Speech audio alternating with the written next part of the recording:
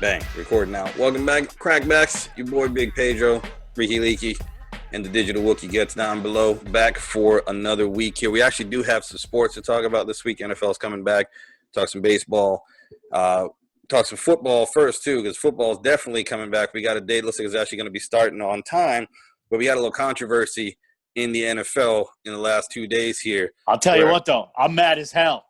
I'm telling you right now, I'm mad as hell. I don't know if y'all want me to speak on these issues because I ain't afraid to say nothing. Now, let's go ahead and talk about it right now, man. The cat out of the bag, Drew Brees needs to be smarter. That's the issue in the NFL, the controversy right now. Sports takes a back seat this week. There's some real shit going on in this fucking country, and I'm sick of it. You got to think twice when you're doing stuff, especially with somebody with a platform like Drew Brees that has the amount of people that actually look up to him. He was a god in the city of New Orleans, and that's a lot of that is dissolved. Half the city hates him now. You have to be smarter than that. This is a week where everybody's really, really tense. Everyone's on edge. Fucking cat. Get out of here. the cat is on edge. Everybody's on edge. Wrong words can cause big problems. I have a 12-year-old son. I tell him all the time that little things can cause big problems. If he had said what he said, and for those of you who haven't, been under a rock and not paying attention in the last few days, the controversy is happening with George Floyd and getting murdered by the police officers in Minneapolis, and just a kind of civil unrest we're having from coast to coast. Drew Brees decides to hop on Twitter and make a statement. Now, a lot of the team, players around the NFL have been making statements. Even his own coach, Sean Payton, made a statement. Bill Belichick made a statement. Tom Brady did. People have made statements. But the statement that Drew Brees chose to make was ill-timed, and it's just flat out wrong. For 4 years now, Kaepernick and Nate Boyer, who's his teammate and former Green Beret, who told him to take the knee, have been saying over and over again, this has nothing to do with the flag. It has nothing to do with disrespecting the military or disrespecting America. It's all about police injustice. And when the worst injustice happens, where somebody actually has a knee on his back for 9 minutes and dies in the middle of the street, Drew Brees wants to make it all about the troops and disrespecting the flag again. It's ill-timed. He's way too smart of a person, at least I thought he was before this week, to say that. And if he has, I think he's real smart, and he did it intentionally. So you're saying this is that he's poking the bear on this one here? Mark my words. He's going to run for mayor of New Orleans or governor of Louisiana as a Republican, and he said that shit and meant to say it at that time, specifically at that time, for this reason. I mean, if you have political aspirations, that's all fine and dandy. But the political aspirations that he has right now, I mean, if that – you're allowed to have a future. You're allowed to have a point of view. You're allowed to have a voice. That's the First Amendment right there, free speech. You can say what you want, but the First Amendment doesn't protect you from backlash. And when you say something inflammatory, or you say something ill-timed, or you say something just flat out wrong, you're causing more problems than you are to fix. You know what else? Your statement. You know what else is in the First Amendment? The right to peaceful protest. Exactly. And all these people bitching now about the looting and the riots and shit, and like, oh, why can't they protest peacefully? That's what Kaepernick did for 3 years, and they all hated him. Exactly. The man lost his livelihood. He's lost his stature in the community. There are people that he's gotten death threats, and he's doing the exact thing that people are complaining about right now. And D.L. Hughley said it earlier today that because you can't protest in a way that makes a bigot happy. There's just no way. If you do it peacefully, they hate it. If you do it, loud, where they are, in the streets and protesting, they're unhappy. Now, the breaking and the looting, the breaking of all that and the looting, that's wrong. 100% denounce that. 100%. You shouldn't be destroying property. Yeah. But Joel, city's getting torn up. Joel, you mentioned something that I think is really important that we need to mention in terms of this is the positive we're doing right now, which I think is the service America's been doing for the last 200 years. People that aren't black are scared to talk about it. They're uncomfortable talking about race. And the positive that's going on right now is that it's being forced in your face so much that you have to talk about it. We can't go on because part of the problem is ignorance. There's too many people that aren't aware. And part of the reason we're not aware is because in schools and we are afraid to talk about it. Back up. and especially people who aren't black, and that needs. I'm not afraid to talk about it. I'm not saying you specifically, but In overall, the words of the late great Bernie Mac, I ain't scared of you, motherfuckers. I'm not Exactly. saying I'm gonna come with strong opinions on these issues. The time to be scared is over. The Exactly. time to be scared is over. The time for right now, what we need three things. We need understanding, and that's on both sides. All right. So you have to listen to people. That's the second thing we need is listening. And the third part is you have to learn. You can't just listen waiting for the next person to stop talking just so you can spew your point back at him. You really need to hear what the other person is saying.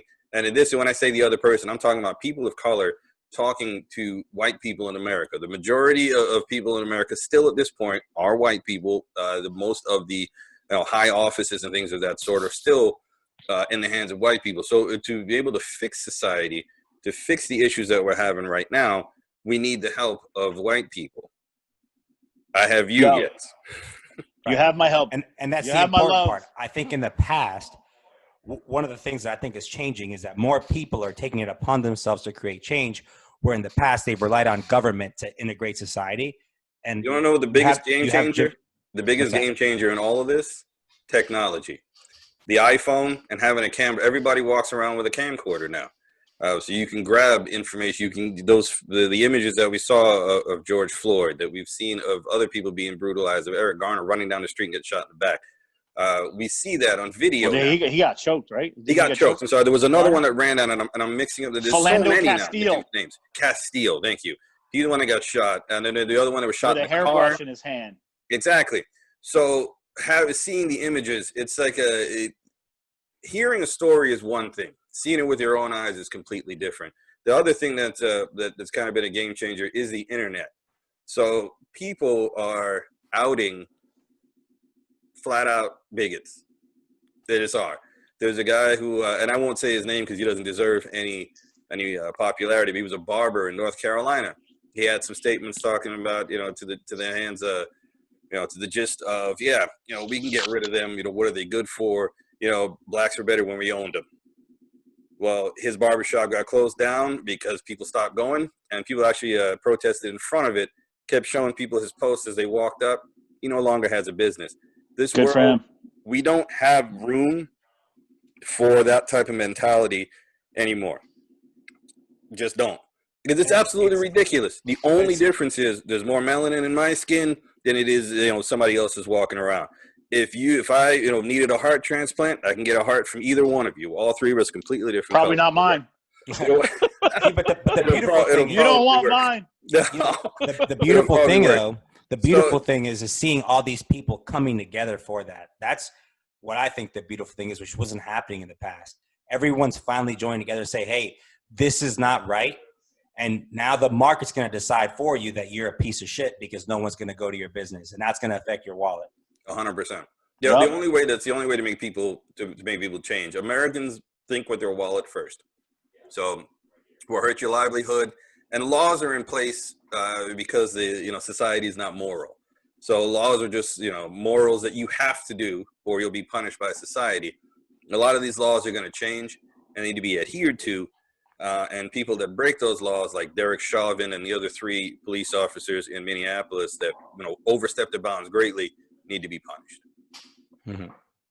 With that being said, I hope there's no death penalty for that dude. I hope they put him in jail, throw him in Gen Pop with some hard hitters, and let them do work to him every day. They'll never throw him in Gen Pop. Going back to the Drew Brees situation, because obviously this is the debate show, and we both have different takes, and we've talked about this before. Absolutely. Because I was also upset at what Drew Brees said, but I do believe people deserve second chances, and I know you guys don't think his apology is very genuine. His teammates have accepted his apology. DeMario Davis was even on TV saying he accepted his apology. And because of his track record in the past, I'm going to choose to believe he's sincere about his apology, because why would he have done so much for the city of New Orleans post-Katrina? We're not going to lie here. Katrina was also disproportionately affected for Black people in New Orleans because other ones couldn't rebuild their homes. So he has a track record of having a good heart. So I'm going to take his word for it. But also with the caveat of the follow-up of him saying, I'm going to take action. Let's see what action you're going to take. Exactly. Because now you're on the Words spot. are cheap. Let's hear what you're going to do now. And I agree with Getz. I think he does have political aspirations. He's been seen with the president. He's been seen with other politicians around. So if you have political aspirations, that's perfectly fine. But whoever is advising him. He also has a tie. I mean, he does like the workouts and shit with the Navy SEALs every off season. So I have no problem with him standing up for the troops, but just completely tone deaf to like come out and say like, oh, I would never disrespect the flag, like talking shit about Kaepernick when Kaepernick was talking about this exact issue that created all this stuff. And like, protesting peacefully. Yeah, man. Like Kaepernick was doing nothing but kneeling on the sideline and kneeling at the suggestion of a Navy SEAL. Mm-hmm. And that's where he's mislead. That's where he's misguided. He says in the interview with Yahoo Finance that his grandfather fought for that flag. No, he also fought for Kaepernick to be able to kneel. 100%. He didn't just fight for the flag. Yeah, and anyone who now I'm not included in this because my family got here in the '60s. But if your family has been here for generations and generations, like most Black Americans' families are, considering they've been here since slavery, all of them had family that fought in the war too. So to single out just your grandfather, of course, that's close to you. That's your heart. That's your family. But you don't need to be broadcasting that, especially now. I'm just saying this is just the timing. If he had said this exact thing a year ago, he's actually applauded for it. People telling him he's a patriot, this, that, and the other thing. Comedian Jeff Ross said it, better than I could. He worded it perfectly. Drew Brees can read a defense, but he can't read a room. You gotta know when you can and when you can't say things. It's the hardest thing to teach anybody. I'm trying to teach a child myself that a 12-year-old that listen, things you say matter. So think before you say things. All right, off the soapbox here. We got it off the chest a little bit. I'm sure we'll have more of this to talk about moving forward. But the NFL, happy news. Hold on. Coming back. You got something before we move on to the NFL? Netflix on point as always. I don't know if it was just released, or if it's been on there the whole time. Maybe it just popped up because of the riots. There's a documentary called LA 92. Excellent watch. You think LA 92, you think it's going to jump right into the Rodney King shit? They actually start in the 60s, nice. Where a bunch of cops beat up some black dudes. Watts, right? In Watts. And then, like, the witnesses from around the neighborhood said, they heard all the racial slurs and they just beat the hell out of the guy. And then they had the cops on record, including the police chief, saying, oh, they're animals. They're a bunch of monkeys running around. They should be kept in a zoo. The fucking police chief. And they didn't do nothing to the cops back then. And then look what happened with Rodney King. And they have Rodney King on film in this documentary, like right after he got his ass whipped. Like his eye looks like it's about to pop out of his head. Probably never had the same vision again in his life. And the reporters got the mic in his face, and they're like, did they say any racial slurs? Did they call you any names? And God bless Rodney King at that point, with all that pressure of the world on him, was like, no, I didn't hear any of that. Just trying to stop what he knew was coming. Exactly. And here we are, in 30 years later, here we go again. And it's in every city around the country. It's the exact same thing. So something needs to change. And I'm tired of these politicians on both sides, Republicans, Democrats. Somebody needs to step up and be a fucking leader and say the hard shit that needs to be said and make changes for real. 100%. They need actual policy change. Some of it's already happening. There's defunding of police departments around the country. It's not that we don't need police. There's just too many, and they're not trained well enough. So we need a smaller unit who is better at what they do, and that's going to be a big change right there. LA, they just allocated $150 million that was supposed to be going to the LAPD. It's not going to urban development. So exactly. So there's the statistic I heard today. There's more blacks in prison right now than there were slaves in 1850. So we are an imprisoned for-profit society. And especially for small crimes, too. Exactly. The worst part. The That's majority of them that are needs small to happen. crimes. If you have, petty theft when you were 17 or 19 years old, or you got caught with a little bit of weed in your pocket when you were 22 years old, you shouldn't be sitting in jail for 10, 12, 15 years. That 3-strike rule they have in California, where you can have, a small possessions charge, just be in the wrong house and get a loitering charge, you get something else. The third one, you're going to jail for life. Extended period of time. So It's absolutely ridiculous. We need a lot of overhaul, and we need to change. And to quote Getz there, we need some leaders that aren't afraid to do it. Yeah, man. Leaders like fucking Kennedy. And for all the bullshit that Ronald Reagan did wrong, he was a leader. We need people like that. Yeah, people hate Bill Clinton. The country was in fantastic shape. And let me just tell you something right now. We bagged on him for 8 years. Clinton was the one that pulled them out of the 92 riots. Exactly. And we bagged on him for 8 years. We made fun of George W. Bush left, right, and center. I tell you right now, I wish I had him in office right now over what we have. You ain't kidding. Duh. Anyway, like I said, off the soapbox. Football's coming back. Sorry, let's lighten up the conversation. Football's coming back. Oh, man, I've been angry all day. I'm trying to not be angry right now. I'm waiting to see my birds come through. And since New Orleans' locker room is broken, the NFL season is going to be even better for me. It looks like we're going to start on time for the NFL, and the season is going to be, pretty much how we're used to. The other leagues are going to be different. So we can get an NBA a little bit right now, where it's going to be a 22-game league, 8-game season, and then the playoffs are going to start right after. 10 teams didn't make the playoffs. Or actually, the NBA's at 30, so 8 teams didn't make the playoffs. I don't know how I feel about that. I'm glad they didn't make it equal teams on each conference, because for years, like these teams with losing records in the Eastern Conference making the playoffs was ridiculous. That's a change that they need to keep. Yeah. It needs to be the best 16 teams in the league, or some and sort just seed them right down the middle. Yeah, there was talk about having all the teams involved, and you have a chance of getting into a tournament, like a play-in tournament. Like if in the NCAA, you could be the last team in your conference, but you win your conference tournament, you get into the tourney. They were thinking about doing something like that for the playoffs, but then they decided just 22. So the other teams don't even go. Like the Knicks, my favorite team, and Enrique's favorite team, they're not even involved at all. So the next time the Knicks play basketball, it's going to be 10 months before they're on. All right, so let's. No one doesn't deserve any of that money, so. None. Let's start the conversation now. Who do we want the Knicks to draft? LaMelo Ball, but we're not going to get first overall pick because it's just not going to happen. Like if we tank, we don't tank correctly. If we actually try to win, we don't lose enough games to actually not Cole Anthony, Joel. And it's clear.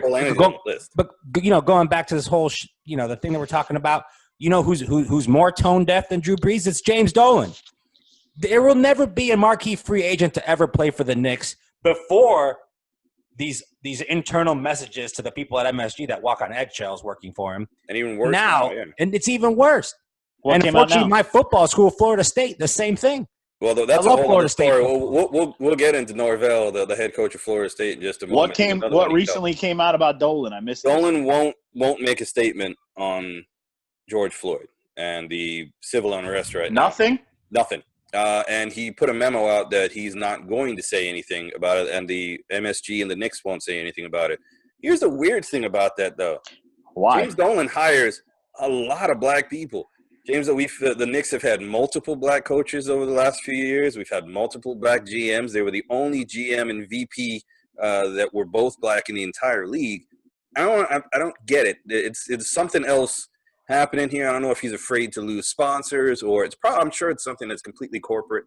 But he put out that memo that the Knicks aren't going to be making any statement on this, but the Rangers did. No, I'm sorry, not the Rangers. The Islanders did. The Islanders made a statement, but nothing out of MSG. But they're owned by Dolan owns the Rangers. What I'm saying is we're agreeing on that. But I'm saying is the Islanders made a statement and didn't get any backlash. So you see the Islanders make a statement, didn't get any backlash. In fact, the community kind of came around them a little bit. Yeah, he actually has more to gain. He can lose a little bit, but he'll gain a lot more. It's a real easy thing to condemn. Come on, you're going to come out with a statement that says you're not going to make a statement? Mm-hmm. And we can have a conversation. We can have a conversation that, we disagree with in terms of your duty as a person to say something, right?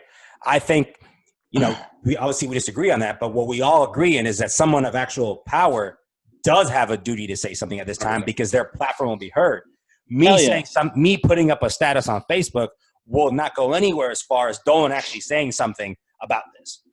And Dolan employs thousands of people. They own Cablevision, they own the Knicks, they own MSG, they own property all over the city. He employs thousands of people, and they are all very unhappy with him.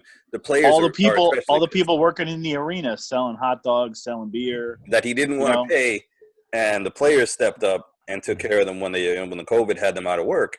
Exactly. James Dolan. This guy just sounds like a scumbag. Yeah, to be honest. Up and down. Yeah, 100%. Like Uncle Ben said in Spider-Man, with great power comes great responsibility.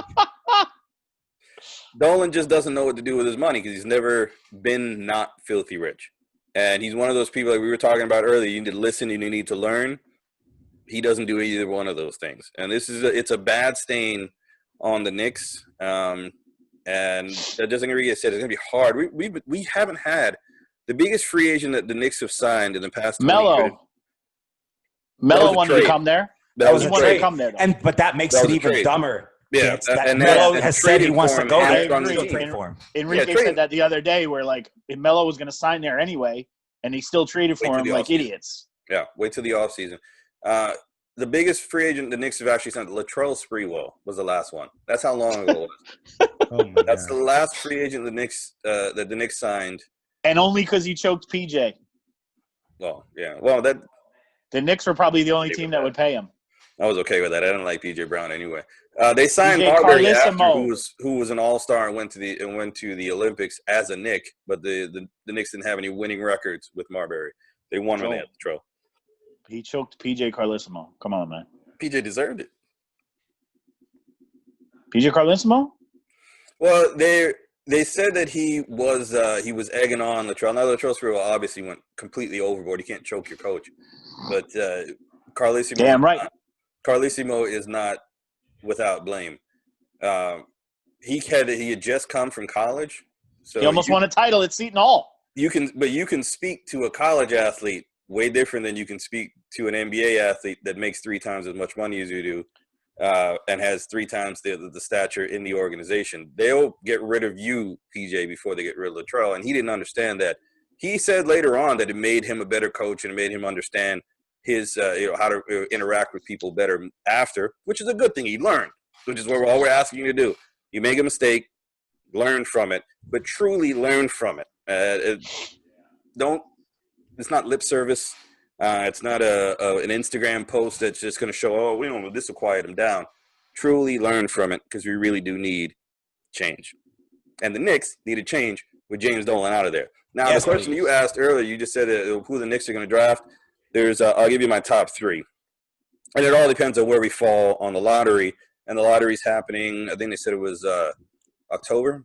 But for this argument, let's dream that we're first overall, because you can have anybody you want. If we're doing first overall, it's LaMelo. That's everyone's first. Draft is like September, right? No, they pushed it back. And which is October now. Yeah, they pushed it back because the season was originally going to start on July 4th. They moved it back to the 31st. So everything got pushed back a little bit. But LaMelo is the first pick. If the ping pong balls fall and we have the second pick, I want Weissman. If it falls on the third pick, it's whoever's left on the board between Cole Anthony and Obi Toppin. Obi Toppin, the power forward from Dayton. Late bloomer. He was one of those guys like Scottie Pippen, started college at 6'2", 6'3", and sprung up while he was there. And Cole Anthony had a rough season at UNC. Hurt his knee, then hurt his ankle. Got his eye busted open. And you'll like this. He got his eye busted open in the first half, went back. They put the liquid skin on there just to glue it back together. He came out and scored 12 points in the second half. Put a headband over it and came right the hell back in. So, I like it. Tough. Exactly. Dick Vitale was talking about that. Oh, this kid is toughness, da-da-da-da. And then you have Bayless. Not Bayless. What's the one that went to Duke? He's a lawyer. He works for ESPN. Billis. Jay Billis. Who hates Duke, by the way. Yeah, which is great. That's why I love him. Only former Duke player that hates Duke. Always talks shit about Duke players and Duke. Shouts to Jay Billis, friend of the program. He looks like a human eagle hybrid. He's from the Muppets. Remember the Muppets had one of those? Hell yeah. Cole Anthony. It's the worst UNC team, first off, that's been there in a very long time. There's not a lot of talent there. They weren't expecting Kobe White that went to Chicago and had a pretty good rookie year. They weren't expecting him to leave so early. So it was supposed to be Cole Anthony and Kobe White in the backcourt, which would have been a really nice college backcourt. Anthony's going to be a better pro than he was at school. He's going to have better spacing in the That's NBA. UNC bias. Is he big enough? He's garbage. I don't know. He's 6'4". Enrique, is Cole Anthony a top 5 pick? I do not think so. If the Knicks are in that 3-4 range, they need to do what they did with Porzingis again and take a chance on that kid R.J. Hampton that nobody knows about because he's playing overseas, but has the physical tools to be a top player in the NBA, where Cole Anthony will always be limited by his size. And I think he's just a free-range jack-up shooter. I think he's overrated because of his dad. I really watched a couple games. I really wasn't impressed. Me neither. He looks like he has a sloppy handle. It's not tight. He's gonna have to get a lot better. That's for sure. I don't see superstar. I think he's gonna be a much. I agree with Bayless. He's gonna be a. I like a nice sloppy handle sometimes. He's gonna be a much better pro than he was, but he's slid down the list right now. LaMelo, 6'8" point guard. You can't teach size. That's one of the things you're talking about, right? The Obi Toppin, big muscular dude, 6'9", can jump through the roof. Weissman is the intriguing one because before the season started, when he was going to Memphis, he was the first overall pick. Everyone said, Weissman's a freak. This guy, he's Garnett 2.0. He's an athletic Tim Duncan. He's Mini got Shaq. the 3-point line, all of that. So Weissman is very, very interesting. But can a Twin Towers tandem win in this NBA? No. Weissman can step out and shoot. Who's your other tower? If you have Robinson. Weissman. Come on, man. No, listen. Kevin Knox has been very disappointing. Frank Ntilikina. I said he was a bust from the beginning. No, I'm just saying. Started. Frank Ntilikina has been very disappointing. Reed hates Kevin Knox. Dennis Smith Jr. has been very disappointing. Danilo Gallinari was very disappointing. The one second-year player on the Knicks, or rookie, or third-year, because Frank's a third-year guy, who really blossomed is Mitchell Robinson. Mitchell Robinson in another year is going to be better than Rudy Gobert, who was an all-star in the West. Whoa! Talk about the fucking defensive player of the year. The Stifle Tower himself, exactly. In a couple of years, or once you get into a couple more players around him, because Mitchell Robinson, he's a guy that needs a point guard. So if they get LaMelo, Mitchell Robinson is going to have an excellent season with LaMelo Ball as a point guard. I say right now, there's nothing that Rudy Gobert does that Mitch Rob can't do, but Rudy Gobert's team wins, so he gets more exposure. And he stays out. Rudy Gobert does not have a unique skill set that other guys in the league can. He stays out of foul trouble. That's the difference between him and Mitchell Robinson right now. And that's something you can actually learn. It's not something that's not a God-given talent. You can and teach remember, him how to do it. This kid, he was supposed to play at Western Kentucky. Whatever happened. He never played there. And he sat for an entire year. So he was doing workouts, but it's not the same as actual full game speed with someone bodying up against you and all that. So he's only going to get better. He's only 21 as well. They said the same thing about Whiteside. Well, yeah, but Whiteside's expected to carry the team. Mitch Rob will never be expected to be a guy who's going to carry the team offensively. No, Mitch Rob is that piece. It's that piece to the puzzle that is unique because not only gives you shot blocking at the rim, if you look at the advanced stats, no 7-footer is even close to the amount of 3-pointers he blocks in the perimeter. And every shot that's in there. Yeah. Nice stat. Blocks uses both hands, block shots with both hands. He's an excellent rebounder. You just need to stay out of foul trouble. Is he Theo Ratliff? He's better than Ratliff. He's a guy that championship teams will want instantly. If you have a win now team, every team's gonna want that guy immediately. Does the dirty work like a 7-foot what's his name, the Bulls guy with the hair, Dennis Rodman, like a 7-foot Dennis Rodman essentially. The kid's a freak athlete, absolute freak athlete. His workouts are shown in offseason. He's shown more of an offensive game. But that's not what he's going to do. There's a lot of praise. They can let everybody being thrown around right now. RJ and Mitchell keep both of them. Everybody else can go. Also, a defensive player of the year candidate on a team that had the number 1 record in the league. Dude, Giannis? No, Theo Ratliff, motherfucker. Oh, Ratliff. This is bad. All right, Ratliff. I like Theo Ratliff. Theo Ratliff led the league in block shots. Not like, hey, he has a couple in his per 36. Chris Sage is here. Chris Sage is here. Did you send him the invite? We're going to send an invite. In fact, what we're going to do is see Chris in the background here. We're going to take a quick break here, pay some bills, and we'll see on the other side, the old man's going to join us here. So, Don't ever disrespect Theo Ratliff again. Mitchell Robinson, light Mitch years Rob, better than baby. Theo Ratliff. And I'm Way hitting better. stop right now, so Gets can't hit a retort.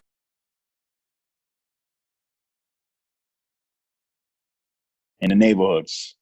All right, we're recording already here, fellas. I want to see how long it takes for Chris H to get his camera on.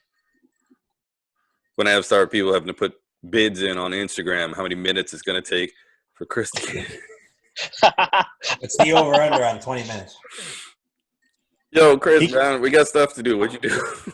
He can hear us at this point, though, right? Oh, yeah, he's on there. We just can't see him because, old people in technology. Attendee screen sharing. I don't know what you're doing, man. Everybody else gets it with no problem. Did you just hear what I said? No. Hit the internet voice. Oh, there he is. Wow, look There at he is. Yo, looking like a shaved down Unabomber. What's going on over there? Fresh Yo, cut hey, did you hear the horrible news that happened earlier today? with Carol Baskin was given Yes. Joe Exotic Zoo. Damn. terrible. I heard that dude that was running it left it to shit though. Who was running? Oh, the Jeff Lowe was running it. That's Jeff to do with the Lowe. Affliction T-shirts, right? Yeah. Who they thought was they thought he was Pablo Escobar for like 2 weeks. That is hilarious, yo. Yeah, they He left gave it before he handed it over. Joe Exotic's full zoo to that bitch, Yo, Carol Baskin. He's sitting in the Bing mad as hell. Yo, Mad as hell. Of all the people to take control of Joe Exotic Zoo, that bitch bitch, Carol Baskin is running shit now. and he has no chance of getting pardoned by Trump anymore, so he's scarred. Poor Joe Exotic, man. Carol Baskin, that bitch Carol Baskin. He has to have Right. enough money. I mean, we know in this country the lawyers get you out, and you need money for the lawyers. Joe got to have tons of money. I don't think, man. Joe was Tucked feeding away tigers. somewhere. Joe was feeding tigers expired Walmart meat. That doesn't scream having a lot of money. He was actually feeding people expired Walmart meat as well. He was putting it on pizzas that the dude that had no legs said it was the best pizza he's ever had in his life. Was he giving it to Golden Nut Travis? He was, I'm sure. That guy. I feel bad for anyone ever involved with that place. They either lost a limb or they were turned gay against their will, or they got murdered. I want nothing to do with tigers, man. Is that why the Detroit Tigers suck so much? Is it the Tigers are just bad? Enrique, you still didn't watch it? Have not. Oh, dude, I just you gotta got get on so that, bored. man. I just like it was so stupid the first 2 episodes. I'm like, and like the memes have ruined it. I feel like I know what happened. Like Yeah, the everybody internet talks ruined about it. the internet ruined it for you. The same thing happened to me with No Country for Old Men. So, Yeah. So yes, have you any not guess? Sorry, Sage. Any thoughts on we were talking Drew Brees before you got here? I don't even understand what this guy was thinking. Now, if you're in the locker room with him, if you've been in a lot of locker room settings before, you think the locker room be able to come back from that, or Yeah, I mean, they know who he is as a person. I don't think he really meant it the way everybody is taking it, but just to say it was pretty dumb. And he's not racist. I don't believe Drew Brees is racist. All the things he's done for New Orleans and that community, I think people that are really his friends, they'll stick with him. But you heard that stuff that Ed Reed said to him? Yeah, you call him a sucker 75 times in a minute. Really? Yeah. He kept calling him a sucker, and that shit was beyond out of control from Ed Reed. Ed Reed, cheers to you, my friend. Yeah, Ed Reed, hopefully friend of the program at some point. Yeah, I'll go ahead and put the video up on. I don't know. the We don't welcome the UM kind over here. I'm okay if we don't have him on the show. Well, yeah, I kind of have to agree with that, but I do love Ed Reed.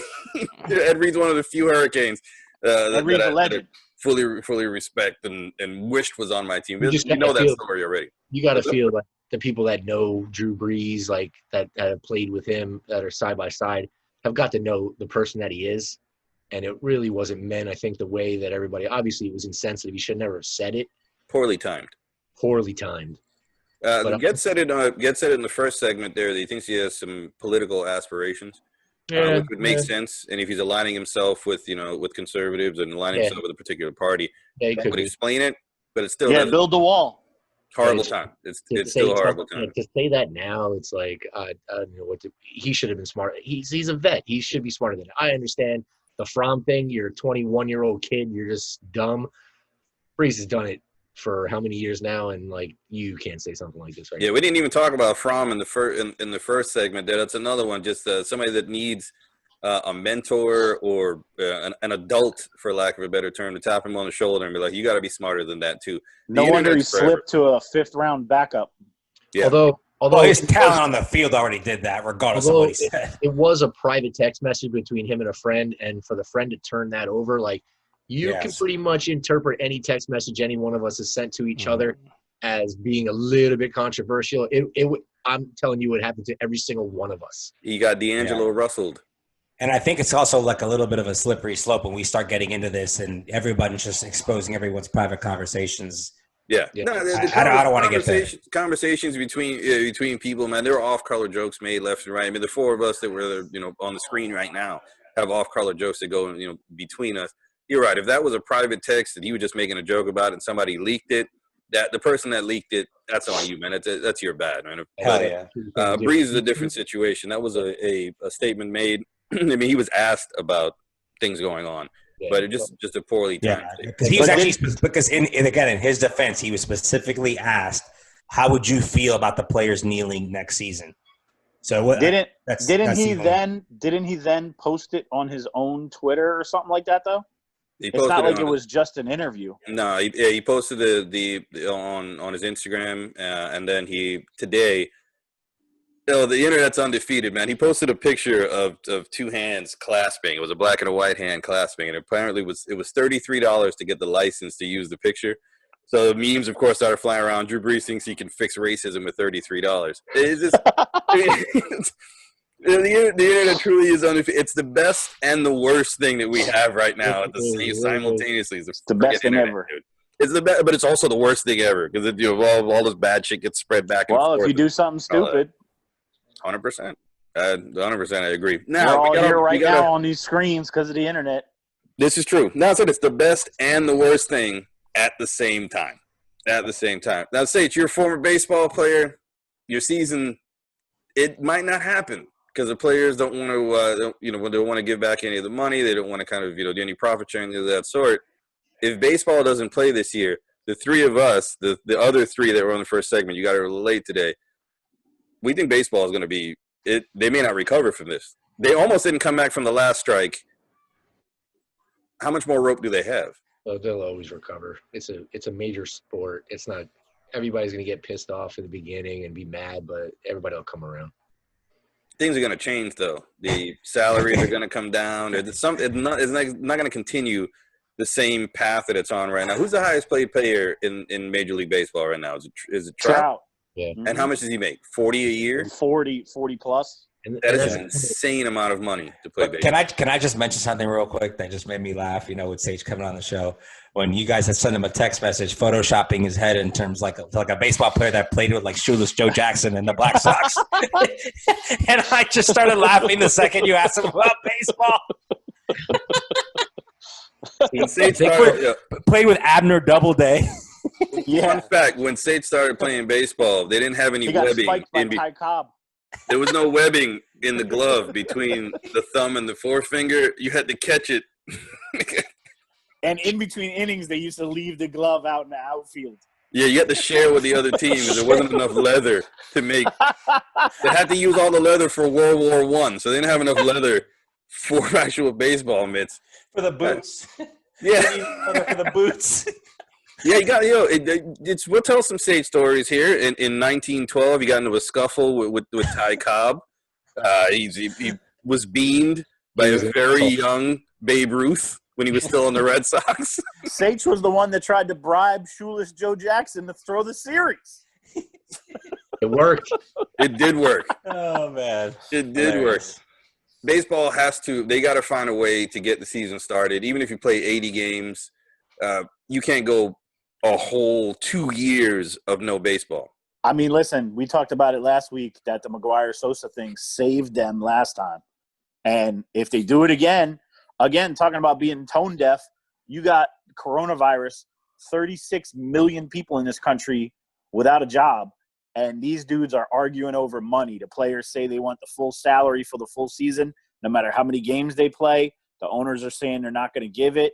And, I mean, one of the few times you'll hear me stick up for the owners, you know, if there's no fans in the stadium, they got no no parking, they got no hot dogs, they got no beer, they got no stadium concession revenue, nothing. And the players have to eat that. They have to eat a part of that. That's just the way it is. Yeah. You're in a collective bargaining agreement for a reason. The baseball has a really strong players union, and that's how they get away with a lot of shit.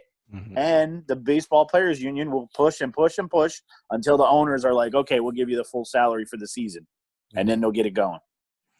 But like you said, to do that right now with everything that's going on in this country, man, that's really greedy, yo. Yeah, they come off, no matter what happens, they're coming off as the players are going to end up losing in all this because they're going to look like the bad guys. I just hope that they don't get all the way to – I would rather them not have the season and have replacement players. I don't want to see scabs in there at all. I mean, baseball's already slow. And Saints might get called up, though. I can still throw. Might see Saints in right field for the Marlins. At this point, the Yankees were supposed to win the title this year. Come on, we need baseball back. I think Sage should be a middle reliever, long guy right now. And if they try to do it too quick, man, the pitchers there's going to be arms blown out left and right. He's got that like long wind up delivery like they used to do back in the day with the arms all the way back, the high leg kick, swing it all the way back like Dontrelle Willis. Very Hideo Nomo-esque. Your head's looking very aerodynamic right now. I'm telling you, shave down Unabomber, man. You got the fan going behind you right there. It looks like you're in a bunker in Nebraska or something, right? He's got a good barber. Did Cy Young give you tips on how to pitch?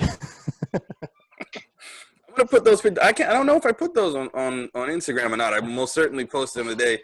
No, you just sent them to us. I got some old timey pictures of Sage back in his playing days with Red Grange. Where the hell did you get that picture though? It looks like Alfred E. Newman. All right, that picture. I had to shave it down. We went to a Dolphin game like 3 or 4 years ago. And it was just random pictures outside. We were playing beer pong and flip cup and all that out in the park. Great day. Tailgating.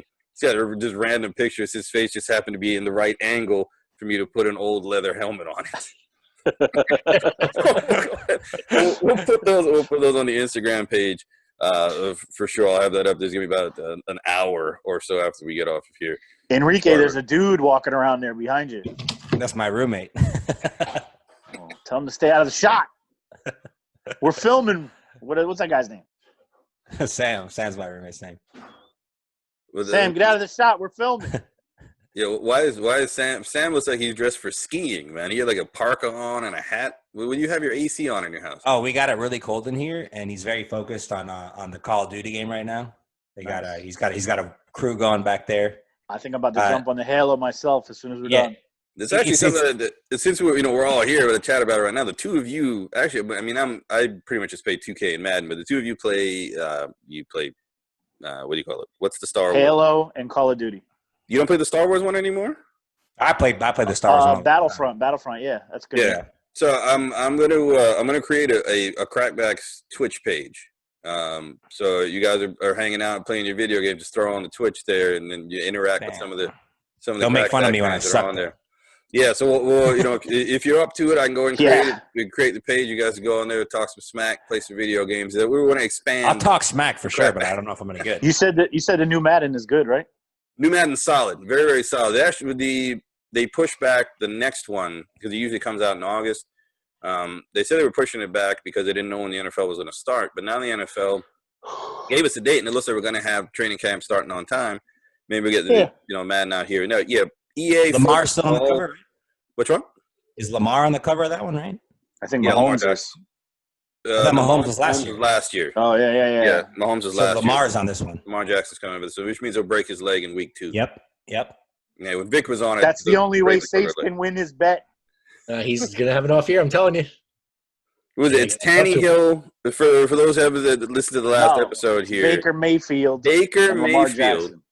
One of the worst quarterbacks in the NFL, and the reigning MVP. And Sage thinks that Baker Mayfield is going to have a better statistical year than Lamar Jackson. The hate is strong. I think if you were to do a redraft of the AFC North quarterbacks just for this year, because obviously there's some guys that are older, I think a lot of people will pick Baker last. I mean, even though obviously Burrow hasn't played in the league yet, But probably because of that and what you've seen from Baker, You have to take Baker last. I would. I would take him last on that for sure. You get Jackson's better than him. Roethlisberger's better than him. And Burrow, you would hope, is better than him because Baker's been very, very disappointing. Roethlisberger's like 87 years old. Nobody's drafting him. He's still better than Baker Mayfield. Well, I'm saying again for this year, like but if you're like drafting a young team, you're not drafting Roethlisberger. Oh yeah, obviously. But think about it in a fantasy non-dynasty league. Who are you drafting first? You're drafting Roethlisberger before you're taking Mayfield. Oh yeah, absolutely. Yeah, we're talking about this 1 year here for a career. We all know that Lamar Jackson, unless he really doesn't blow his leg out, is going to have a better career than Baker Mayfield, and this year is going to continue. He disagrees with you. Baker's gonna have a good year. I'm telling you. Watch. That's the best point that you've ever made, right there. The third year, he's got a good team. Like, trust me, Baker. That's receivers. He's had a good team. Third year. He's had a good team though. He's got no excuses, man. He's gonna be. He's got a tight end. He's got two top flight receivers. He's got a running back. He's got two running backs. Maturing. He sounds like he's maturing a bit. Maturing. No, he's 24. He should already been mature. 21-year-old punk. No, he was not. He was 23 when he came in the league. And on top of all Arnold of that, was a 21-year-old punk when he came in the league. On top of all of that, his commercials are whack. Whack commercials, more commercials. Peyton Manning was the GOAT of the quarterback commercials. The cut that meat. Cut that meat. This is the problem that I think the Cleveland team has. They are a young team full of young talent, and they keep bringing in unproven, inexperienced coaches. I don't think the Stefanski experiment is going to be any different. It may be a little better, but not much better than Kitchens. They need an established NFL guy to be like to run that ship real tight because they're all young. A disciplinarian. Players. Yeah, and they don't have that. And until they have that, they won't. Kitchens is old school in the aspect that he's super fat. The new coaches they would need like a Tony Dungy. Yeah, to come in there with a calming, disciplinary attitude. Like, listen, this is business. Tony Dungy looks like a vampire halfway stuck between vampire and bat. Yeah, definitely. Yes, always has. He looks like Nosferatu with a little bit of plastic surgery. Tony Dungy, the game's past. He's done. I don't think he's ever going to coach again. But I get what you're saying. Well, you need somebody to come in there and crack the whip a little bit. Yeah, you need somebody with experience, maybe even a ring to make the players respect them or something. But you just can't keep having unproven coaches with an unproven quarterback. The other thing is when you're looking at any team, maybe Cleveland's just cursed. Yeah, it could be. But when you're looking at any team and looking at their outlook for this season or for the next 5 years, you always look at coach-quarterback combo.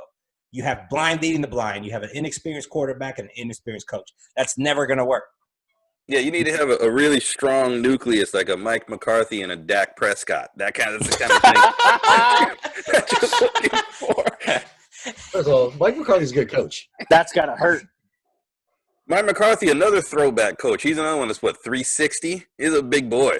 The newer coaches, all the young coaches are they're slender. Your LaFleur's and your Brian Flores. Even Dan Quinn's in pretty good shape. McCarthy's still throwing back cheeseburgers.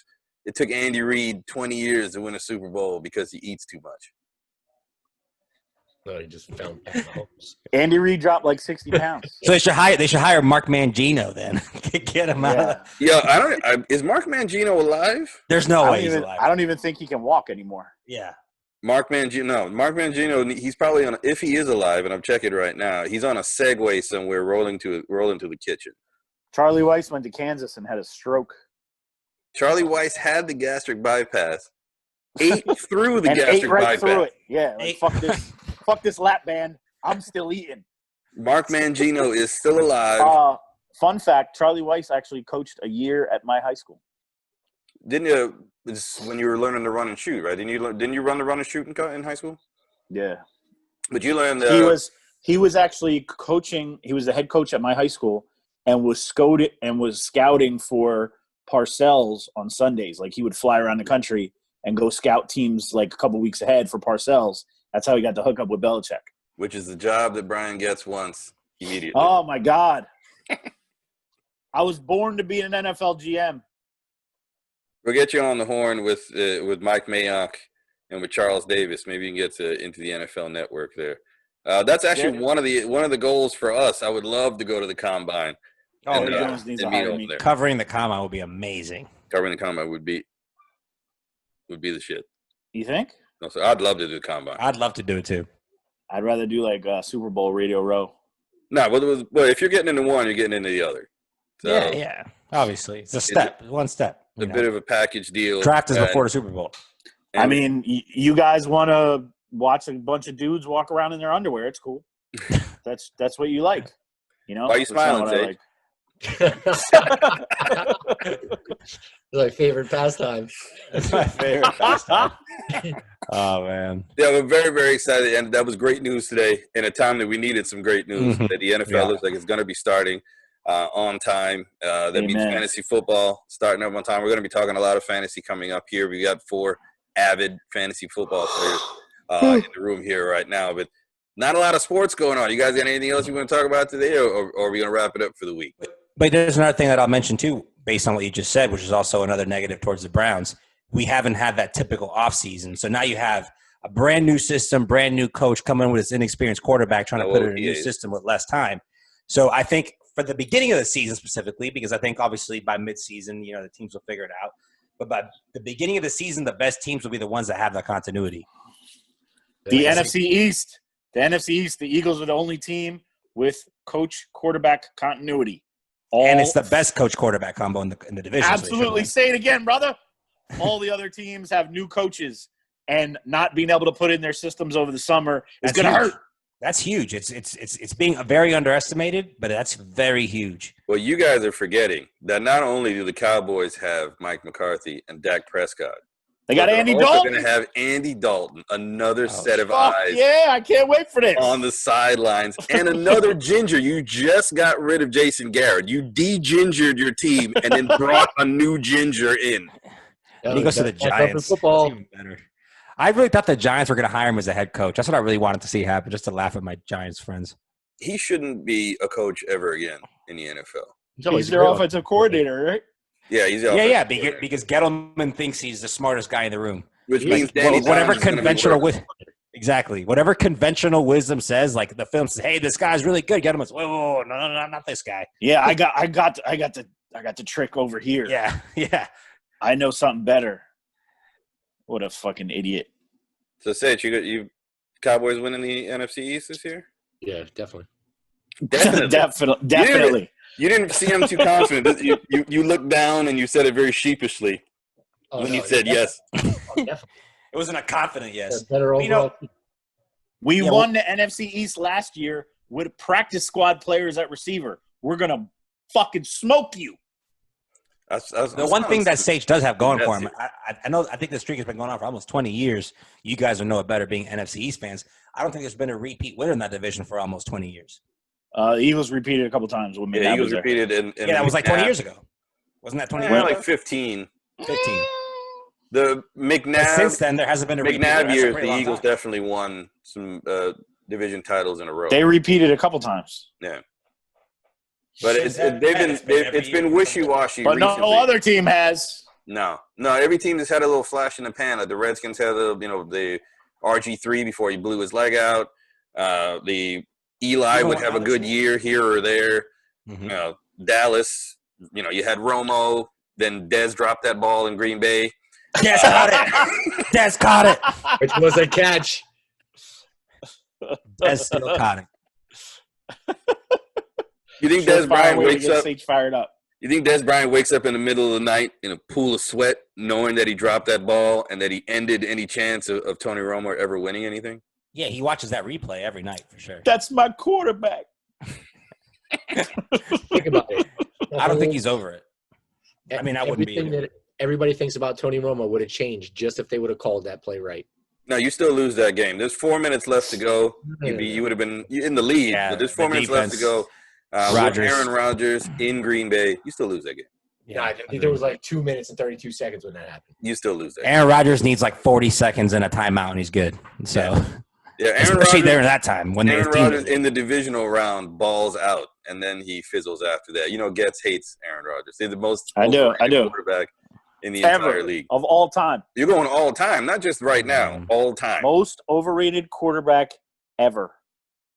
So you would have to go back to like Joe Namath and Terry Bradshaw to find a quarterback as overrated as Aaron Rodgers. The stats But back you in know the day that- for those guys was garbage, though. Like the Namath stats. Yeah, were Joe impressive.